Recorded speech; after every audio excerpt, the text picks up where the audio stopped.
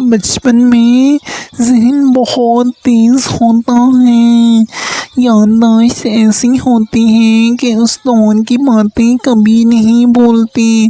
اس وقت میری عمر 5 برس تھی جب میں نے اور بھائی نے جو منظر دیکھا اس کو قیامت تک کون بھلا سکتا ہے۔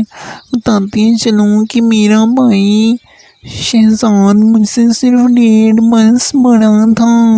نانی سے سنا تھا کہ ماں کی جب شادی ہوئی وہ 16 برس کی تھی۔ میرے والد امی کے چچا زاد تھے، وہ بہت خوشحال تھے۔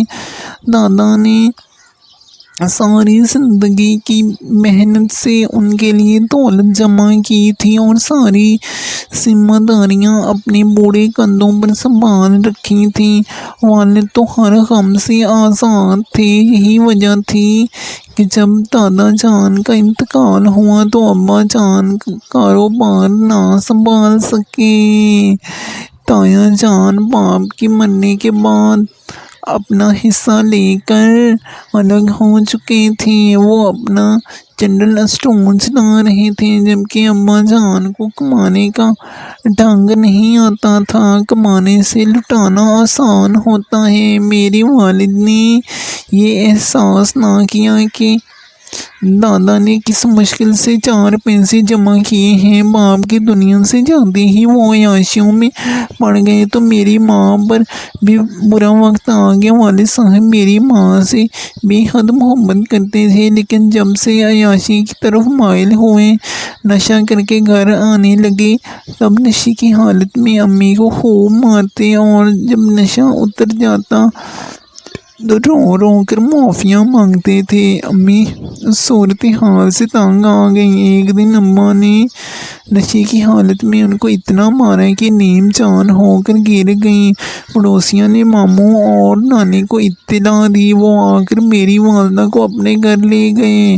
اس وقت میری عمر 3 سال جبکہ میرا بھائی 4.5 سال کا تھا۔ جب ماں روٹھ کر میکے بیٹھ گئی تھی، ماں اس حادثے میں اتنی مضروب ہوئی تھیں کہ ہفتہ بھر اسپتال میں رہی تھیں۔ انہوں نے میرے باپ کے خلاف کوئی بیان دیا اور نہ زبان کھولی، لیکن ماموں اور نانی نے تہیہ کر لیا کہ اب تبسم کو گھر نہیں بھیجیں گے۔ چند دن بعد والد کو اپنی غلطی کا احساس ہوا تو وہ معافی تلافی کرنے اور امی کو ساتھ لے جانے کے لیے نانی کے گھر آ گئے۔ امی نے جانے سے انکار کر دیا اور نانی نے بھی ابا سے کہا کہ تم گھر میں اکیلے ہوتے ہو اور نشہ کرتے ہو۔ نشے کی حالت میں انسان کو اپنی خبر تک نہیں رہتی۔ تم کسی دن یوں ہی مارتے مارتے میری بیٹی کو مار ہی ڈالو گے اور اس کو بچانے والا کوئی نہ ہوگا۔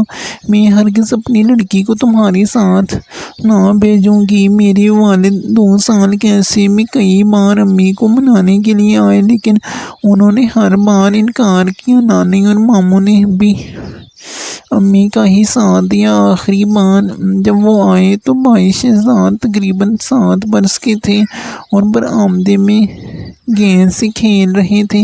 یہ صبح 8 بجے کا وقت تھا۔ امی نے ناشتے کے برتن سمیٹے اور وہ دھونے کے لیے کچن میں چلی گئیں۔ نانی اماں صحن میں پڑی چارپائی پر بیٹھی تھیں۔ میرے والد آ کر ان کے پاس بیٹھ گئے اور کہا کہ چچی جان، میری بیوی کو اب میرے ہمراہ بھیج دو۔ مجھے بہت سزا مل چکی ہے۔ میں نے کوٹھے پر جانا اور نشہ کرنا چھوڑ دیا ہے۔ اس پر نانی نے کہا، میں کیسے یقین کر لوں؟ تم کوئی اپنا ضامن لاؤ ورنہ تبسم کو تمہارے ہمراہ نہ بھیجوں گی۔ غرض ایسے ہی کچھ باتیں ہوئیں اور میرا باپ نانی اماں کو دھمکیاں دیتا ہوا چلا گیا۔ یہ کئی بار ہو چکا تھا۔ تبھی نانی نے ابا کی دھمکیوں کا سنجیدگی سے نوٹس نہیں لیا۔ دوبارہ وہ 12 بجے کے قریب میری ممانے کے میکے چلی گئی۔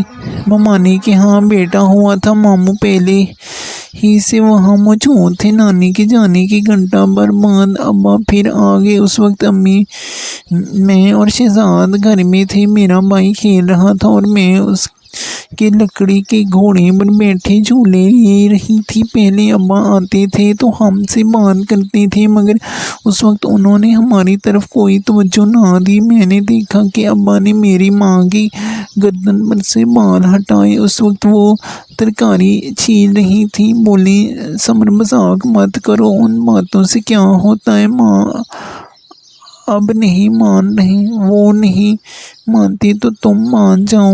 ابا نے کہا، جب تک وہ نہیں مانتی میں کیسے مان جاؤں؟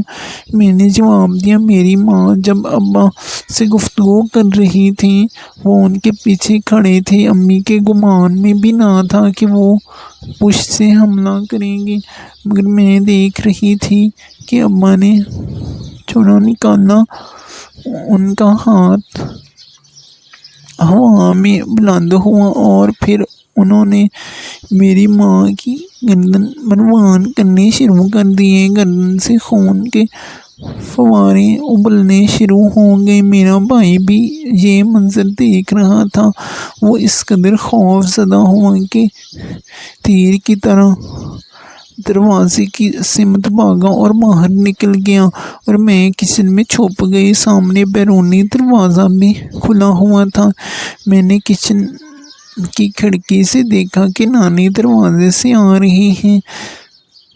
تبھی بھائی باہر ہی ان سے لپٹ گیا۔ وہ اشارے سے کہہ رہا تھا کہ جلدی جاؤ، اندر جا کر دیکھو۔ اس کے منہ سے الفاظ نہ نکل رہے تھے، اس کی گگی بند گئی تھی۔ نانی دوڑی ہوئی اندر آئی۔ جو ہی انہوں نے صحن میں قدم رکھا، بیٹی پر داماد کی وہاں دیکھ کر وہ بچانے کی خاطر امی پر جھکی۔ تب ابا کا خنجر مشین کی طرح ان پر چلنے لگا۔ بوڑھی ہڈیوں کیوں کر ایسے وار سہ سکتی تھی؟ وہ موقع پر ہی جاں بحق ہو گئی۔ ماں پہلے ہی بے ہوش ہو کر گر چکی تھی۔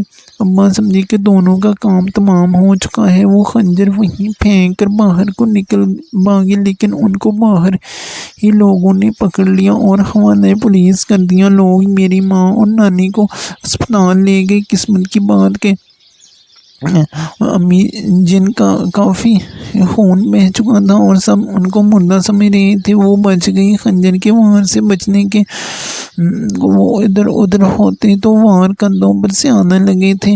وہ کافی دن اسپتال میں داخل رہیں۔ اللہ نے انہیں دوبارہ زندگی دے دی اور وہ ٹھیک ہو گئے کر ماموں کے گھر واپس آ گئی۔ میں اور شہزاد پہلے سے ممانی کے پاس تھے۔ 2 سال مقدمہ چلا۔ ابا کو بالآخر پھانسی ہو گئی۔ جس دن پھانسی ہوئی تایا ماموں کے گھر آئے اور ان کے گلے لگ کر بہت روئے۔ وہ کہہ رہے تھے کہ میرا ایک ہی بھائی تھا، اپنی بے وقوفی کی وجہ سے پھانسی لگ گیا۔ اب ہمارے خاندان کی واحد نشانی میرا بھتیجا ہے، جس سے میرے باپ کی نسل چلے گی۔ بے شک بھتیجی بھی مجھے بیٹی کی طرح پیاری ہے، لیکن یہ پرایا دھن ہے، اس کو بیاہ کر اپنے گھر چلے جانا ہے۔ خداراں میرے بھائی کے بچوں کو ہمیں دے دو، میں ان کو پڑھاؤں لکھاؤں گا، ان کی اچھی طرح دیکھ بھال اور پرورش کروں گا۔ میرے بعد میرا بھتیجا شہزاد میری جائیداد کا وارث ہوگا۔ چکنی چپڑی باتیں کر کے میری تایا نے ماموں کو رام کر لیا۔ امی نے مجھے ان کے ساتھ نہ جانے دیا کیونکہ وہ اکیلی رہ گئی تھی۔ بہرحال شہزاد کو وہ اپنے ہمراہ لے کر چلے گئے۔ ماموں اس لیے اس امر پر رضامند ہو گئے تھے کہ وہ میری ماں کی دوسری شادی کرنا چاہتے تھے۔ تبھی انہوں نے سوچا کہ لڑکا اپنے وارثوں کے پاس چلا جائے، بچی ابھی چھوٹی ہے، اس کا بعد میں سوچ لیں گے۔ اس طرح شہزاد دھیال میں اور میں ننیال کے حصے میں گئی۔ یوں ہمارا بٹوارا ہو گیا۔ حالانکہ امی شہزاد کو تایا کے حوالے کرنے پر رنجیدہ تھی، مگر ماموں کے سامنے مجبور ہو گئی۔ تایا شہزاد کو لے کر چلے گئے۔ اس دن میں بہت رو رہی تھی، میرا بھائی مجھ سے جدا ہو رہا تھا۔ ہم ہر وقت ساتھ رہتے اور ساتھ کھیلتے تھے۔ پہلے پہل تو تایا اور تائی شہزاد کے ساتھ اچھا سلوک رکھتے تھے، پیار کرتے تھے۔ ان کی اپنی کوئی اولاد نہ تھی۔ شہزاد کو اپنانے کے بعد اللہ نے ان پر ایسا کرم کیا کہ شادی کے 16 برس بعد وہ بھی ایک بیٹے کے والدین بن گئے۔ یہ ایک معجزہ تھا، جبکہ یہ دونوں تو نا امید ہو چکے تھے۔ اس کے بعد تو تائی کے گھر ننھے منوں کا تانتا بند گیا۔ ہر سال وہ ایک نئے بچے کی خوشی سے مالا مال ہو رہے تھے۔ 5 سالوں میں ہی اوپر تلے 4 بچوں کے والدین بن گئے۔ تائی کا گھر اولاد سے بھر گیا تو اس گھر میں شہزاد کی گنجائش نہ رہی۔ جب وہ 12 برس کا ہوا تو تایا نے اس کو اسکول سے ہٹا لیا اور اپنی دکان پر بٹھا دیا۔ وہ کہنے لگے، مجھے تمہاری ضرورت ہے، تم اب میرے ساتھ کاروبار میں لگو اور اسٹور کو سنبھالو، میں اکیلا تھک جاتا ہوں۔ وہ اکثر سامان کی خریداری کے سلسلے میں باہر چلے جاتے۔ تبھی جنرل اسٹور شہزاد کے سپرد کر جاتے، کہتے کہ ٹھیک طرح سے حساب کتاب کاپی پر لکھتے جانا۔ ادھر تائی کی یہ عادت تھی کہ شوہر جب بھی مال خریدنے بڑے شہر جاتے، وہ اسٹور پر جا دیکھتے تایا کی خیر موجودگی میں اسٹور سے چیزیں لے جاتے اور کہہ جاتے کہ ان چیزوں کا حساب کتاب کاپی میں مت لکھنا، ورنہ میں تمہارے تایا کو کہوں گی کہ یہ چیزیں میں نے نہیں لی بلکہ شہزاد نے چرا کر اپنے دوست گل امیر کو دے دی ہیں۔ اس بار بھی جب تایا شہر سے باہر گئے تو تائی دکان پر گئی اور بہت سی چیزیں اٹھا لی۔ کہنے لگی، خبردار ان کا اپنی تایا سے کوئی ذکر نہ کرنا، ورنہ میں تم پر چوری کا الزام لگا دوں گی تو تمہارا تایا تمہیں بندوق سے مار دے گا۔ انہوں نے یہ بات شہزاد کو ڈرانے کو کہی تھی۔ وہ سچ سمجھ بیٹھا اور اتنا ڈر گیا کہ اسی روز شام کو دکان سے پیسے نکال کر بھاگ کھڑا ہوا، ایسے راستوں کی سمت جنہیں وہ جانتا بھی نہ تھا۔ البتہ جاتے ہوئے اپنے دوست گل امیر کو بتا گیا تھا کہ میں اس وجہ سے یہاں سے جا رہا ہوں۔ ریل میں بیٹھا تو دوست کو کہا کہ میرا دل تو چاہ رہا ہے کہ ماں کے پاس چلا جاؤں، مگر تایا مجھے نہیں چھوڑے گا، وہ ماموں کے پاس چلا جائے گا۔ ابا نے میری نانی کو مارا اور ماں کو بھی مار دینا چاہا تھا، تو اب تایا مجھے نہ مار دے۔ اس نے گل امیر کو یہ بھی بتایا کہ وہ پھوپھی کے گھر ملتان جا رہا ہے، مگر ایک اسٹیشن پہلے ہی اتر پڑا۔ اسٹیشن پر ادھر ادھر گھومتے دیکھ کر 2 آوارہ شخص اس کے پیچھے لگ گئے۔ وہ ان کے ڈر سے قریبی مسجد میں چلا گیا۔ امام صاحب نے اسے پریشان دیکھا تو قریب آ کر پریشانی کا سبب پوچھا۔ شہزاد نے ان کو تمام احوال بتا دیا۔ انہوں نے 2 دن اس کو اپنے پاس ٹھہرایا اور تیسرے روز اپنے ایک عزیز جو زمیندار تھے ان کے پاس ملازم رکھوا دیا۔ زمیندار صاحب کا نام علی حسن تھا۔ یہ ایک اچھے اور مہربان دل انسان تھے۔ شہزاد ان کے جانوروں کا سب کام کرتا تھا، گھریلو ملازم تھا، لیکن وہ اس کو اپنے بچوں کی طرح شفقت سے رکھتے تھے۔ ایک دن ان کو کسی نے برا بھلا کہا اور گالی دی تو شہزاد سے یہ برداشت نہ ہو سکا اور وہ اس شخص سے جھگڑ پڑا، جبکہ وہ 2 جوان لڑکے تھے، طاقتور تھے اور شہزاد دبلا پتلا ناتوان سا اکیلا تھا۔ اس کو خبر نہ تھی کہ مالک اس کے پیچھے آ رہا ہے۔ علی حسن نے تمام جھگڑا سن لیا۔ ان لوگوں سے بھیڑ جانے کی وجہ سے بھائی کافی زخمی ہو گیا تھا۔ جب زمیندار نے ان لڑکوں کو للکارا تو وہ بھاگ گئے۔ یہ واقعہ گل حسن کے کھیتوں میں پیش آیا تھا۔ زمیندار نے بھائی کو اسی وقت اسپتال پہنچایا اور شہزاد کی وفاداری پر کمال شفقت دکھائی۔ انہوں نے اس گھریلو हालात और रिश्तेदारों के बारे पूछा तो भाई ने जज्बात से मगलूब होकर उनको तमाम रवा रुदाद कह सुनाई। उनको बहुत अफसोस हुआ कि ये बच्चा एक खुशहाल घराने का फर्द होकर ज़माने की ठोकरें खा रहा है। उन्होंने मेरे भाई से अम्मी का पता पूछा। अम्मी की दूसरी शादी हो चुकी थी और शहजाद को उनका पता मालूम न था। बस इसी कदर मालूम था कि वो लाहौर में कहीं रहती हैं और उनका शौहर वैगन चलाता है। ये मालूमात भी भाई को गुल अमीर से मिली थी, जो कभी कभी मामू के घर जाता था।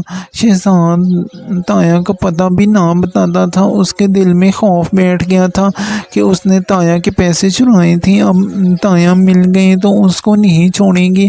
इसी सबब वो लौट कर घर नहीं आया। ज़मींदार साहब ने शहजाद को आमादा किया कि वो हर हाल में अपने मामू माँ या ताया से मिले। उसको एक बार अपने रिश्तेदारों से मिलना चाहिए। तब बहुत सोचने के बाद उसने माँ से मिलने पर आमादगी जाहिर कर दी। उसने अली हसन से कहा कि आप मुझे मेरी माँ से मिलवा दें। उनको भी मुझसे मिलने की ऐसी ही चाह होगी जैसी मुझे उनसे मिलने की है। ज़मींदार साहब उसको लाहौर ले गए, जहाँ का अता पता उनके दोस्त गुल अमीर ने दिया था।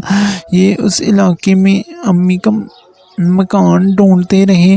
लोगों ने उनको इधर उधर घूमते देखा तो पूछा कि आप यहाँ क्यों बार बार चक्कर लगा रहे हैं। उन्होंने बताया कि वो कासिम खान का घर ढूंढ रहे हैं, जो वैगन ड्राइवर हैं। एक मोहल्लेदार उनको एक मकान पर ले गया कि यही तेरे सौतेले बाप का मकान है। शहजाद ने कांपते हाथों से दरवाज़ा खटखटाया तो 4 छोटे छोटे बच्चे एक साथ दरवाजे पर आ गए और उनके पीछे एक औरत खड़ी थी, जो मेरी और शहजाद की माँ थी। उस रोज़ मैं अम्मी से मिलने उनके घर आई हुई थी। मेरे शौहर कभी कभी मुझे वहाँ ले जाते थे। मैं अम्मी के पीछे ही खड़ी थी। शहजाद ने देखते ही माँ को पहचान लिया, मगर अम्मी उसको ना पहचान सकी। मैं शहजाद को पहचान चुकी थी, मगर वो माँ की दीद में ऐसा गुम था कि उसने मेरी जानब नज़र ही ना की। तुम कौन हो? माँ ने अनजान बनकर कहा। तो मेरा भाई फटी फटी आंखों से अम्मी को तकने लगा कि माँ इतनी बदल चुकी थी, अपने ही बेटे को नहीं पहचान पा रही थी। तभी उसने हिम्मत करके कहा, माँ मैं हूँ तुम्हारा बेटा शहजाद। क्या तुम मुझे पहचानी नहीं हूँ? एक लम्हे को माँ के चेहरे पर मुसरत की लहर दौड़ गई, मगर अगले लम्हे तरीकी छा गई और वो खौफजदा हो गई। कहने लगी, शहजाद बेहतर है कि तुम वापस चले जाओ। तुम्हारा सौतेला बाप तुम्हारा आना पसंद नहीं करेगा। तुम मामू के घर चले जाओ, मैं वहाँ आकर तुमसे मिल लूँगी। वो उनकी बात सुनकर भौंचका रह गया। मैं और शहजाद दोनों ही सोच नहीं सकते थे कि माँ बरसों बाद अपने बेटे से मिलकर ऐसा रद्द-ए-अमल देगी। वो तो हैरान था कि अम्मी अजनबियों की तरह दरवाजे में खड़ी थी। उन्होंने बेटे को घर के अंदर आने को भी नहीं कहा, न ये पूछा कि तुम अब कहाँ रहते हो, कितनी दूर से आए हो और कैसे मेरा पता तलाश किया है। अम्मी ने ये तक ना कहा कि बेटा शहजाद, तुम लंबी मुसाफत से थक गए होंगे, आओ 2 घड़ी आराम कर लो। शायद तुमको भूख लगी हो, प्यास सता रही हो, एक गिलास पानी पी लो, कुछ खा लो, फिर चले जाना। शहजाद हैरान और परेशान खड़ा था। माँ ने उसके चेहरे को देखा, फिर अपने 4 छोटे छोटे बच्चों पर नज़र डाली और परेशान की होकर रोने लगी। मैंने उनको रोते देखकर भी मेहरबलब थी, क्योंकि मामला जानती थी। मुझे मालूम था कि जब अम्मी की शादी हुई थी तो मामू ने उनके शौहर से कह दिया था कि तबस्सुम के बेटी को उसका ताया ले गया है, वो बच्चा अब आप लोगों की ज़िंदगी में नहीं आएगा। उस पर उस शख्स ने कहा था कि मैं भी यही चाहता हूँ। کہ لڑکا اپنوں میں رہے نکاح سے قبل یہ معاملہ طے کر لیں کہ ان کے پہلے شوہر کا لڑکا یا تو اپنے تایا کے گھر رہے گا یا پھر آپ کے گھر میں لڑکے کو اپنے گھر نہیں رکھوں گا، البتہ ان کی بیٹی کے میرے گھر میں آنے جانے اور اپنی ماں سے ملنے پر پابندی نہ ہوگی۔ بعد میں میرے سوتیلے باپن میری شادی اپنے کزن کے بیٹے سے کروا دی۔ اس طرح میں ان کے خاندان کا ہی حصہ بن گئی۔ اب میں ماں سے جب چاہتی ملنے جا سکتی تھی، لیکن ماں کی یہ مجبوری شہزاد کو معلوم نہ تھی۔ تاہم وہ اتنا تو سمجھ چکا تھا کہ یقیناً دوسرے شوہر نے ان پر پابندیاں لگائی ہوں گی، تبھی تو ماں اتنی ڈری ہوئی تھی۔ میں چپ تھی، سوچ رہا تھا کہ جب وہ ماموں کے پاس جائے گا میں وہاں اس سے مل لوں گی۔ وہ کھڑے کھڑے یکدم مڑا اور جیپ کی طرف دیکھا جس میں بیٹھا ہوا شخص اس کا انتظار کر رہا تھا۔ موجل قدموں سے اپنی جانب آتے دیکھ کر اس نے بلند آواز سے کہا، غم نہ کر بیٹے، اگر تیری ماں کے گھر میں تیری جگہ نہیں، میرے گھر میں تو ہے، آجا گاڑی میں بیٹھ، واپس چلیں، آجا۔ شاباش۔ جاتے ہوئے بھائی نے ایک نظر مجھ پر ڈالی، لیکن اس وقت اس کے دل کی کیفیت عجیب تھی، اس لیے وہ نہیں رکا۔ مجھے اس نے پہچان تو لیا تھا۔ جب اس نے ماں کو پہچان لیا تو بہن کو کیسے نہیں پہچانتا۔ مجھے یقین تھا کہ وہ ضرور مجھ سے رابطہ کرے گا یا مجھ سے ملنے ماموں ممانی کے گھر آئے گا، مگر میں انتظار ہی کرتی رہ گئی اور وہ نہیں آیا۔